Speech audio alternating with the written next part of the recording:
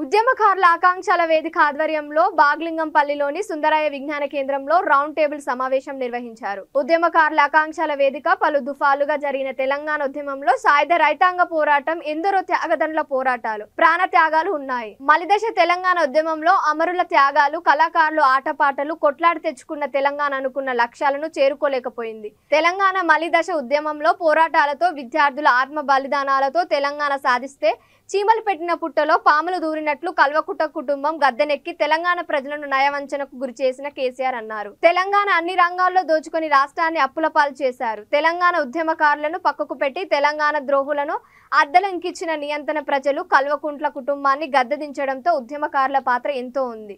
ఎన్నికలకు ముందు కూడా ఉద్యమకారులకు తగిన విధంగా గుర్తిస్తామని విడుదల చేసిన మేనిఫెస్టోలో చెప్పడం జరిగింది అన్నారు ముఖ్యమంత్రి రేవంత్ రెడ్డి. ప్రజలు, ఉద్యమకారులు ఎంతో ఆశావిభావంతో ఉన్నారు. ఈ నేపథ్యంలో అన్ని వర్గాల తెలంగాణ ఉద్యమకారుల కేసు ఎత్తివేయాలి, తగిన జాబు ఇవ్వాలి అన్నారు.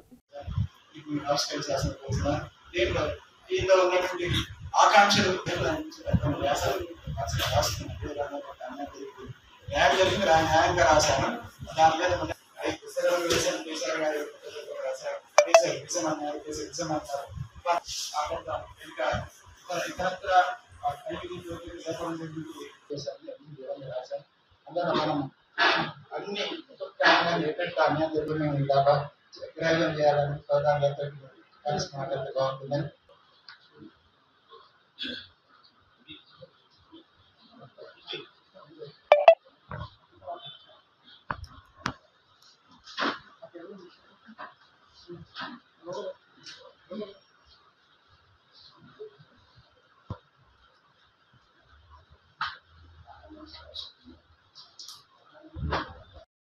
గురించి తెలంగాణ ఉద్యమకారులు పోరాడుతూ వచ్చారు.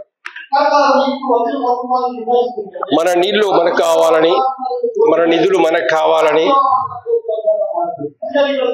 జరిగినటువంటి పోరాటంలో 69 నుంచి పాల్గొన్న వాళ్ళు ఉన్నారు. లాఠీ దెబ్బలు తిన్నారు, జైలుకు పోయారు, రకరకాల కష్టాలు పడ్డారు. తెలంగాణ వచ్చిన తర్వాత ఈ ఉద్యమకారుల ఆశయాలు నెరవేరుస్తాయని చెప్పేసి అనుకున్నారు. కానీ కేసీఆర్ తెలంగాణ ఉద్యమకారుల యొక్క ఆకాంక్షలు నెరవేర్చకుండా, వాళ్ళ సమస్యలు పరిష్కారం చేయకుండా